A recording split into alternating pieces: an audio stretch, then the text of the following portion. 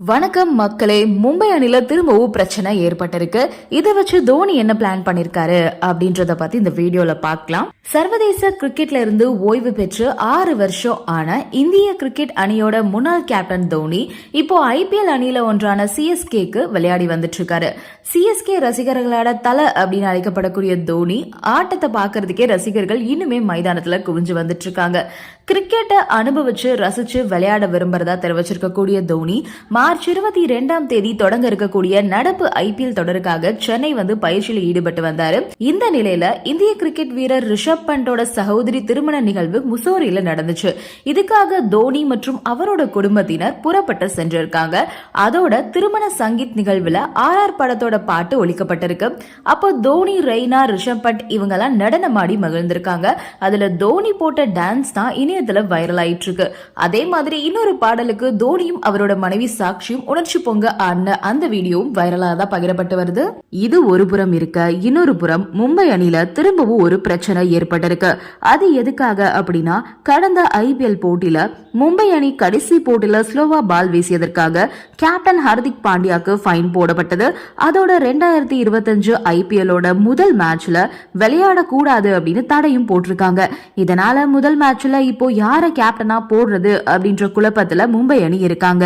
ரோஹித் சர்மாவை தூக்கிட்டு ஹர்திக் பாண்டியாவை போட்டதால இப்போ ரோஹித் சர்மாவை ஒரு நாள் முதல்வர் மாதிரி ஒரு நாள் கேப்டனா இருங்க அப்படின்னு கேட்டதுக்கு கடுப்பாகி நான் அணியை விட்டே போறேன்னு சொல்லிருக்காரு.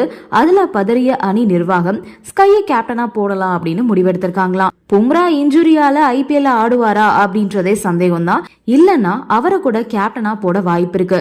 இப்போ ஸ்கையை கேப்டனா போட்டா அதை பயன்படுத்தி முதல் போட்டியிலேயே மும்பை அணியை தோல்வியடைய வைக்க தோனி தீவிரமா பிளான் பண்ணி வரதா சொல்லப்படுது. ரோஹித் சர்மா கடந்த IPL தொடர்ல மும்பை இந்தியன்ஸ் அணிக்காக இம்பாக்ட் வீரரா களம் இறங்கினாரு. ஆனா இந்த முறை அவர் அணியோட பிரதான வீரராகவே களம் இறங்குவாரு அப்படின்னு எதிர்பார்க்கப்படுது. அவர் இம்பாக்ட் வீரரா இருக்க வாய்ப்பில்லை அப்படின்னு கூறப்படுது. அடுத்ததா கடந்த IPL தொடர்ல RCBல இருந்து வில் ஜாக்ஸ மெகா ஏலத்துல மும்பை இந்தியன்ஸ் அணி வாங்கினாங்க. இந்த நிலையில அவர் ரோஹித் சர்மாவோட தொடக்க வீரரா களம் இறங்குவாரு அப்படின்னு எதிர்பார்க்கப்படுது. இளம் பேட்ஸ்மேன் நமந்தீர் கடந்த IPL தொடர்ல தன்னோட பேட்டிங் மூலமா ரசிகர்களை கவர்ந்தாரு. இவரு இந்த முறை மும்பை இந்தியன்ஸ் அணிக்காக 3வது இடத்துல களமிறங்குவாரு அப்படின்னு எதிர்பார்க்கப்படுது. அடுத்ததா இந்திய T20 அணியோட கேப்டனா இருக்கக்கூடிய சூரியகுமார் யாதவ் மும்பை இந்தியன்ஸ் அணிக்காக 4வது இடத்துல களமிறங்க வாய்ப்பு இருக்கு. அடுத்ததா T20 அணியோட நட்சத்திர வீரரா வலம் வரக்கூடிய திலக் வர்மா, இவரு மும்பை இந்தியன்ஸ் அணிக்காக 5வது இடத்துல களமிறங்க வாய்ப்பு இருக்கு. அடுத்ததா மும்பை இந்தியன்ஸ் அணியோட கேப்டனா நியமிக்கப்பட்டிருக்கக்கூடிய ஹர்திக் பாண்டியா, கடந்த முறை இவரால சரியான பங்களிப்பை அணிக்கு கொடுக்க முடியல. ஆனா இந்த முறை மும்பை இந்தியன்ஸ் அணியை வெற்றி பாதைக்கு கொண்டு போவாரு அப்படின்னு எதிர்பார்க்கப்படுது. அடுத்ததா ஜார்க்கண்டை சேர்ந்த வீரர் ராபின் மென்ஸ், இவரு மும்பை இந்தியன்ஸ் அணிக்காக 7வது இடத்துல பேட்டிங் செய்வார்னு எதிர்பார்க்கப்படுது. அடுத்ததா மும்பை இந்தியன்ஸ் அணியோட முக்கிய சுழற்பந்து வீச்சாளர் மிச்சல் சாண்டனர், இவரு மெதுவா பந்து வீசி பேட்ஸ்மேன்களை பெரிய ஷாட்ஸ்கள் அடிக்க தூண்டி விக்கெட்ஸை வீழ்த்தக்கூடிய திறமை கொண்டவர். அடுத்ததா மும்பை இந்தியன்ஸ் அணியில அல்லா கசான்ஃபருக்கு பதிலா ஆப்கானிஸ்தான் சுழற்பந்து வீச்சாளர் முஜிபுர் ரஹ்மான் சேர்க்கப்பட்டிருக்காரு. அதோட வரப்போற IPL சீசன்ல இவர் சிறப்பா செயல்படுவார் எதிர்பார்க்கப்படுது. அதே மாதிரி சென்னை அணியோட முக்கிய பந்து வீச்சாளரா இருந்த தீபக் சகார ஏலத்துல மும்பை அணி வாங்கினாங்க.